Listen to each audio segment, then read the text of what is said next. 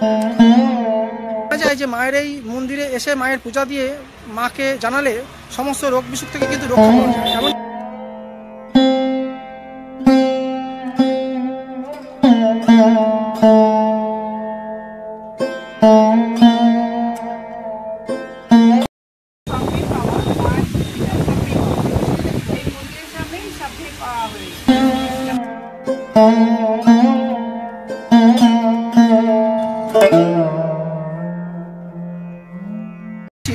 এমন একটি মা শীতলা মায়ের মন্দিরের দর্শনে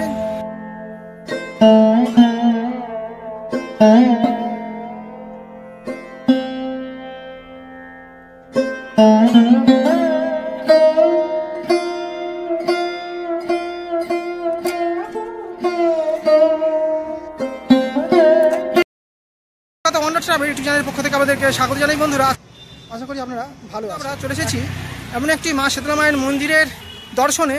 জানা যায় যে মায়ের এই মন্দিরে এসে মায়ের পূজা দিয়ে মাকে জানালে সমস্ত রোগ বিসুখ থেকে কিন্তু রক্ষা পাওয়া যায়। এমন কিন্তু আমি দাঁড়িয়ে আছি রাসবিহারী গুরুদ্বারের ঠিক সামনে, থেকে ঠিক 2 থেকে 3 মিনিটের দূরত্বেই কিন্তু আমরা এক জাগ্রত শীতলা মায়ের মন্দিরেই কিন্তু আজকে আমরা যাব এবং সেই সম্বন্ধে ডিটেলসটাই কিন্তু আপনাদের সামনে তুলে ধরবো আজকের এই ভিডিওতে।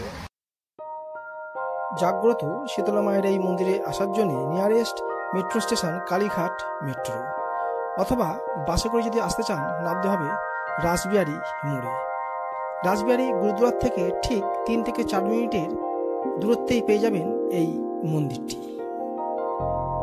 3টি চূড়া বিশিষ্ট এই মন্দিরের উপরিভাগে দেখতে পেয়ে যাবেন একটি চূড়ায় পদ্ম ফুলের উপরে শঙ্খ, পাশেরটিতে দেখতে পেয়ে যাবেন ত্রিশূল এবং আরেকটিতে ভগবান সূর্যের ছবি আঁকা রয়েছে।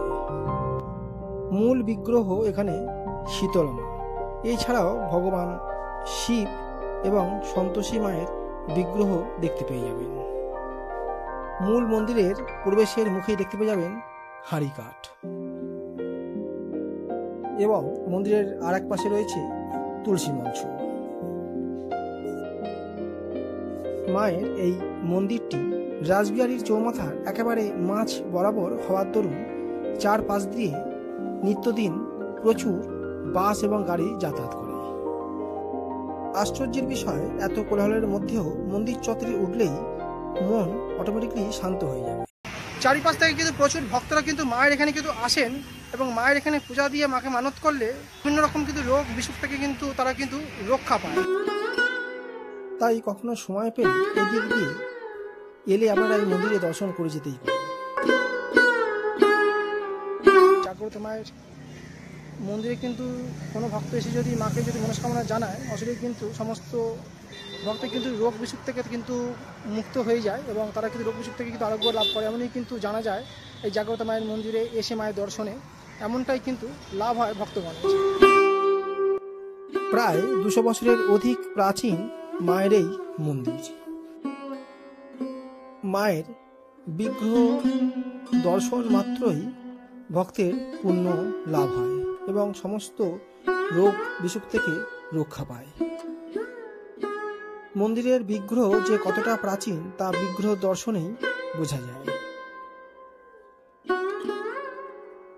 মায়ের মাথার উপরে রয়েছে রূপোর মুকুট এবং সোনার এবং রূপোর চোখ করা রয়েছে। মায়ের বিগ্রহের পাশেই রয়েছে রাধা মাধবের একটি মূর্তি এবং সঙ্গে রয়েছে ভগবান গণেশজির বিগ্রহ। পাশেই রয়েছে দেখতেই পাচ্ছেন ভগবান শিব এবং সন্তোষী মায়ের এবং গণেশের খুব সুন্দর বিগ্রহ। 4 মাথার ঠিক মোড়েই কিন্তু শীতলা মায়ের এই জাগ্রত মায়ের মন্দিরটি কিন্তু আমরা দেখতে পেয়ে যাবেন। দেখতেই পাচ্ছেন যে মাঝ বরাবর কিন্তু মন্দিরটি কিন্তু অবস্থিত এবং চারিদিকেই কিন্তু গাড়ি যাচ্ছে এবং মাঝখানে কিন্তু মন্দিরটি আপনারা দেখতে পেয়ে যাবেন। মন্দিরের ওপেনিং টাইম এবং মন্দিরের ইতিহাস সম্বন্ধে আমরা একটু জেনে নেব।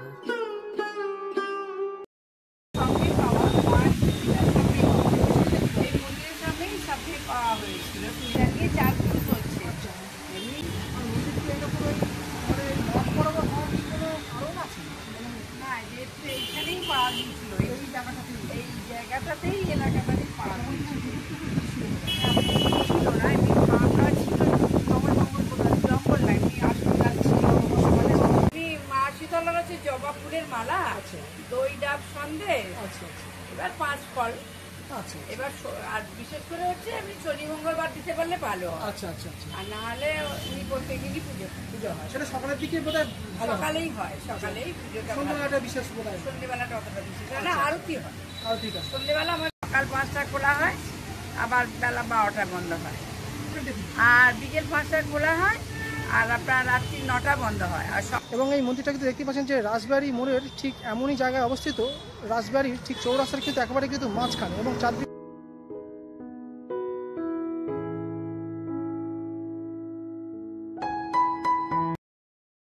এবং এই মায়ের মন্দির থেকে কিন্তু 5 মিনিটের দূরত্বে কিন্তু কালীঘাট মন্দিরটি কিন্তু পড়ে। দেখতেই পাচ্ছেন মায়ের মন্দির থেকে কিন্তু আমরা সামনের দিকে চলে যাচ্ছি, এবং সামনেই কিন্তু 5 মিনিটের মধ্যেই কিন্তু কালীঘাট মন্দিরের রাস্তা কিন্তু দেখা যাচ্ছে। ওই দিকটা কালীঘাট মন্দির এবং ওই দিকটা কিন্তু কালীঘাট মহাশ্মশান। আজকে এই মন্দিরের ইনফরমেশনটি যদি ভালো লেগে থাকে তাহলে অবশ্যই কলকাতা ওয়ান্ডার ট্রাভেল ইউটিউব চ্যানেলটিকে সাবস্ক্রাইব করে পাশে থাকবেন। এইরকমই কিন্তু জানা অজানা বিভিন্ন রকম কিন্তু ট্রাভেলিং সংক্রান্ত এবং মন্দির সংক্রান্ত ভিডিও পেয়ে যাবেন এই চ্যানেলের মাধ্যমে। ধন্যবাদ, ভালো থাকবেন।